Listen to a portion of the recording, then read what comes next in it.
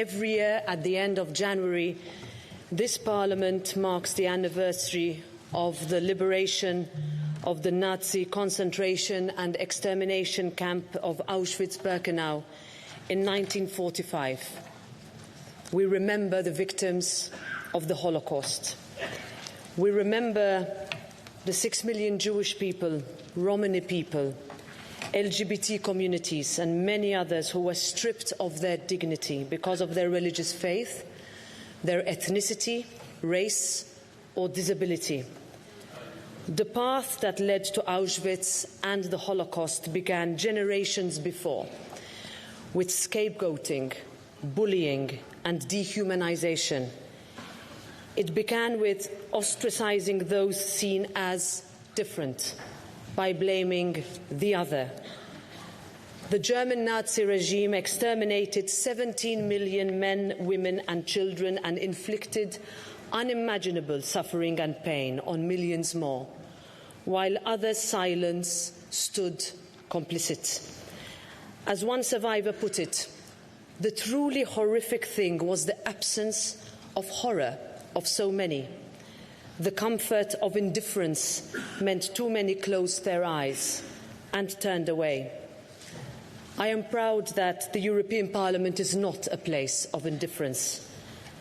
I am proud that this House speaks up against Holocaust deniers, against conspiracy myths, against disinformation, and against violence that deliberately targets and singles out members of our communities. Because despite decades of effort, we have not yet done enough to combat discrimination. Dear Irene, we are honoured to have you here in the European Parliament for this solemn ceremony of remembrance. The European Parliament understands its responsibility.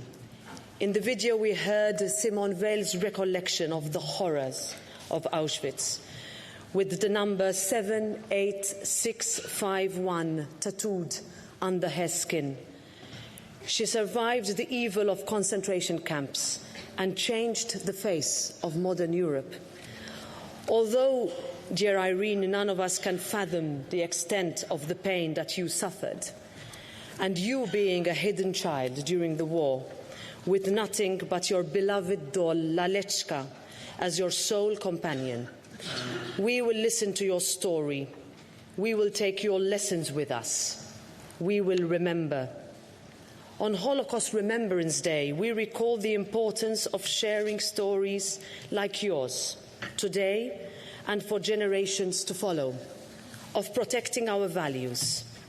The story of Europe is one of ideals and of values. It is one of overcoming tragedy, of building bridges between people, of turning enemies into partners and friends, of building from the ashes. Over the years, our union has transformed the lives of millions. We tore down barriers and replaced them with common values. We achieved freedom, guaranteed prosperity, and provided opportunity. We must continue to remember Europe's story, to remember its horrors, and to treasure its accomplishment in overcoming them, to understand where we came from and why, and to teach these lessons to our children. Ladies and gentlemen, we remember.